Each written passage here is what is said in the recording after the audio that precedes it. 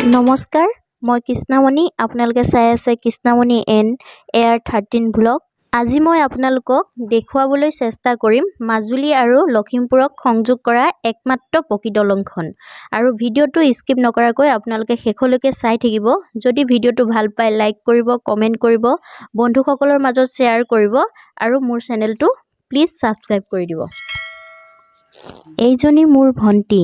যোৱা 15 মাৰ্চৰ পৰা ভণ্টিৰ মেট্ৰিক পৰীক্ষা আছিল। সেয়ে মই মাৰ ঘৰলৈ আহিছিলোঁ। মই মাৰ ঘৰত থকা কেইবাদিনো হ'ল। আজি ঘৰলৈ আহিছোঁ। এইখন চাৰিকৰীয়া নৈ। এই নৈখন আমাৰ ঘৰৰ পাছফালেদি বৈ আহিছে। নৈখনৰ গভীৰতা কম যদিও 12 মাহে পানী থাকে। নৈখনত বহুত মাছ পোৱা যায়।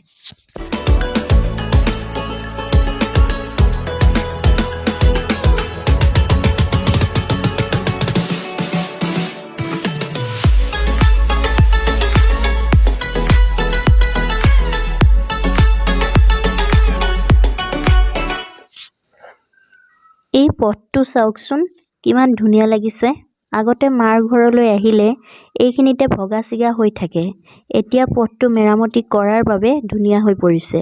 আৰু এই দলংখন চাওকচোন, কিবা পাহাৰলৈ উঠা যেন লাগে।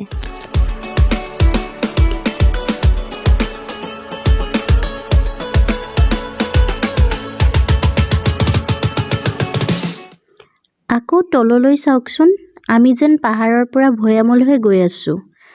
আপোনালোক বাৰু এই পথেৰে অহা যোৱা কৰে নেকি? যদি কৰে, মই ভবাৰ দৰে আপোনালোকেও ভাবেনে? যদি ভাবে তেন্তে প্লিজ কমেণ্ট বক্সত কমেণ্ট কৰি জনাবচোন। এইবাৰ ময়ো দুআষাৰমান কম বুলি আহিলোঁ।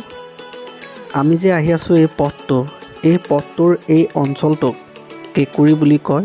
সোণাৰী চাপৰিৰ পৰা কিছু দূৰতে এই কেঁকুৰি অঞ্চল আছে। এইটো এটা বৃহৎ অঞ্চল। আপুনি এই অঞ্চলত আলু, ৰঙালাও, মাহ, সৰিয়হ, নহৰু এই শস্যবিলাক প্ৰচুৰভাৱে উৎপাদন হোৱা দেখা পাব। যদি আপুনি কেতিয়াবা ইফালে আহিছে, নিশ্চয় দেখা পাইছে। মই যিহেতু কেইবাবছৰ ধৰি এইফালে আহিছোঁ আৰু মই নিজেই দেখিছোঁ, সেইকাৰণে আপোনালোকক জনাবলৈ পাই সুখী হৈছোঁ।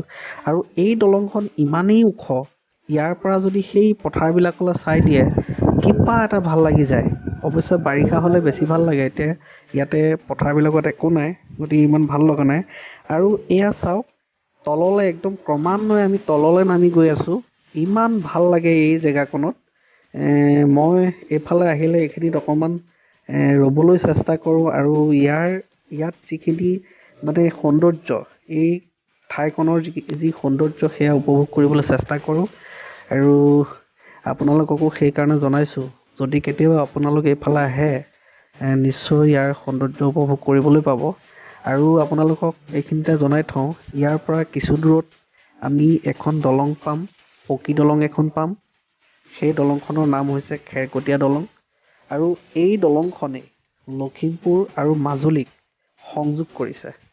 আপুনি মাজুলীলৈ আহিবলৈ যদি যোৰহাটৰ নিমাতী ফালেদি আহে, নিমাতী ঘাটেৰে আহি হয় কমলাবাৰী ঘাটলৈ আহিব লাগিব ফেৰীৰে।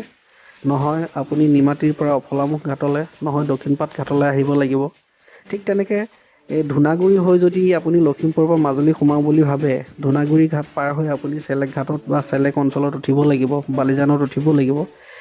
আৰু তেনেকৈ বদতি ঘাট পাৰ হৈ তেনেকৈ নামনি অঞ্চলৰ যি মিছামৰা বা চামগুৰি তাত উঠিব লগা হয়। কিন্তু এইফালেদি আপুনি কোনো ফেৰীৰ কথা নাই। এইখনেই সেইখন দলং, খেৰকটীয়া দলং। ইয়াত ফেৰীৰ কথা নাই। এই দলংখনেৰে আপুনি এই দলংখন পাৰ হ'লে আপুনি মাজুলী পাব। এয়া চাওক, লখিমপুৰ মাজুলী সংযোগী খেৰকটীয়া দলং এইখনেই। আৰু এইখন দলঙে মাজুলীক সংযোগ কৰা এইখনেই হৈছে প্ৰথম দলং। যিহেতু মাজুলীলৈ আহিবলৈ হ'লে বা মাজুলীৰ পৰা বাহিৰলৈ যাব লগা হ'লে ফেৰীৰে পাৰ হ'ব লগা হয়। আৰু ইয়াতে লিখা হৈছে মাজুলী জিলালৈ আদৰণি, জিলা প্ৰশাসন মাজুলী। আৰু আপুনি চাওক, বাওঁহাতে ওপৰলৈ চাব, নয়া বজাৰ, হালধিবাৰীলৈ বাওঁহাতে যায় আৰু সোঁহাতেৰে আপুনি মাজুলীৰ প্ৰধান ঠাইসমূহলৈ যাব পাৰিব। মই ভালকৈ দেখুৱাবলৈ আপোনালোকক চেষ্টা কৰিম, আপোনালোকে চাই থাকিব। এই দলংখনৰ পৰা ধৰক আমি তললৈ নামি গৈ আছোঁ। মই ভালকৈ আপোনালোকক বুজাই দিবলৈ চেষ্টা কৰিম। সেইখন মাজুলীৰ পৰা মানে ঢকুৱাখানাৰ ফালে এইখন আহি আছে এই কাৰখন। আৰু মই আপোনালোকক দেখুৱাইছোঁ, চাওক এই বাওঁহাতে ওপৰলৈ চাওক, সেইফালে নয়া বজাৰলৈ যাব পাৰিব। বাওঁহাতৰ যিটো পথ, দুটা পথ আছে, এটা বাওঁহাত এটা সোঁহাত। বাওঁহাতে নয়া বজাৰলৈ যাব পাৰিব হালধিবাৰীলৈ, আৰু সোঁহাতেৰে আপুনি জেংৰাইমুখ হৈ গড়মূৰ কমলাবাৰীলৈ যাব পাৰিব। মই সকলোখিনি আপোনালোকক ভালদৰে দেখুৱাবলৈ চেষ্টা কৰিম, আপোনালোকে চাই থাকিব। মই খুব মানে ধীৰে ধীৰে দেখুৱাবলৈ চেষ্টা কৰিছোঁ যাতে আপোনালোকে বুজি পায়। মই বৰ্তমান পথৰ মাজত আছোঁ, আৰু মই যদি হাত দুখন মেলি দিওঁ, এখন সোঁফালে যাব, এখন বাওঁফালে যাব। যিখন হাত মোৰ বাওঁফালে যাব, সেইফালে যোৱা পথটোৰে আপুনি যদি যায়, তেতিয়া নয়া বজাৰলৈ যাব পাৰিব, হালধিবাৰীলৈ যাব পাৰিব।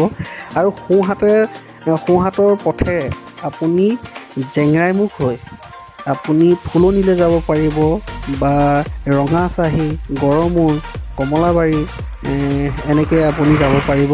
মই পথটোটি দেখুৱাবলৈ চেষ্টা কৰিছোঁ। এইবিলাক হোটেল আছে, এই কাষতে হোটেল আছে, এইখিনিতে যদি আপুনি ৰৈ কিবা এটা খাওঁ ভাবে তেতিয়া খাব পাৰিব। আৰু আপোনালোকে ইয়াতে আছে বাৰু, কেইবাখনো হোটেল আছে, আপুনি খাব পাৰিব। মই পথটো সম্পূৰ্ণকৈ আপোনাক দেখুৱাবলৈ চেষ্টা কৰিম। আৰু এইটো চাওক, এয়া পাব্লিক টয়লেটো আছে ইয়াতে আপুনি সুবিধা আছে এইখিনিত। আৰু সেয়া মাজুলী দিশৰ পৰা সেইখন মটৰচাইকেল সোমাই আহিছে, দলং পাৰ হৈ ঢকুৱা ফালে যাব, ঢকুৱাখানাৰ ফালে যাব। চাই থাকিব। মই পুনৰবাৰ কৈছোঁ, আপোনালোকক ভালদৰে দেখুৱাবলৈ চেষ্টা কৰিছোঁ যাতে আপোনালোকে বুজি পায়। এতিয়া আপোনালোকে সোঁহাত বাওঁহাত কৰি লওক। মই প্ৰথম আপোনালোকক চাই থাককচোন। মই বাওঁহাতৰ ফালে দেখুৱাইছোঁ, বাওঁহাতৰ ফালে। এয়া চাওক, বাওঁহাতৰ ফালে গ'লে মই ক্ৰমান্বয়ে দেখুৱাবলৈ চেষ্টা কৰিছোঁ আপোনালোকে চাই থাকিব। সেইফালে বাওঁহাতে সেইটো এটা পথ, আৰু সোঁহাতেও এটা পথ আছে, চাব। এইটো সোঁহাতেৰে পথ। আপুনি সোঁহাতেৰে গ'লে মাজুলীৰ প্ৰধান ঠাইসমূহলৈ যাব পাৰিব, আৰু বাওঁহাতেৰে গ'লে এয়াও মাজুলীৰ প্ৰধান ঠাই। আৰু এইখনেই দলংখন, কিছু দূৰত দলংখন আছে, আপোনালোকে চাওক। সেয়া সোণাৰী চাপৰিলৈ এই দলংখনৰ পৰা 6 কিলোমিটাৰ ঢকুৱাখানালৈ। অৱশ্যে মই পুনৰবাৰ দেখুৱাব লাগিব, পুনৰবাৰ দেখুৱাম আপোনালোকক। আৰু এইফালে চাওক, এয়া ঢকুৱাখানালৈ